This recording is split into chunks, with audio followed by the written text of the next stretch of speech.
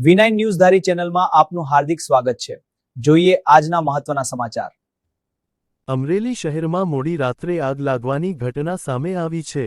પ્રાપ્ત માહિતી અનુસાર આજરોજ તારીખ 19 જૂન 2026ના રોજ રાત્રે અંદાજે 11 કલાકે અમરેલી ફાયર કંટ્રોલ રૂમ ખાતે ટેલિફોનિક જાણ કરવામાં આવી હતી કે શહેરના બ્રાહ્મણ સોસાયટી પાસે આવેલા ખોડિયાર મંદિરની બાજુમાં ભરતભાઈ ગોવિંદભાઈ રામાણીની વાડી વિસ્તારમાં આવેલા ઝૂંપડાઓમાં આગ લાગી છે।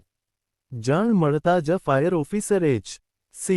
ગઢવીની આગેવાની હેઠળ ફાયર બ્રિગેડની ટીમ તાત્કાલિક ઘટનાસ્થળે દોડી ગઈ હતી।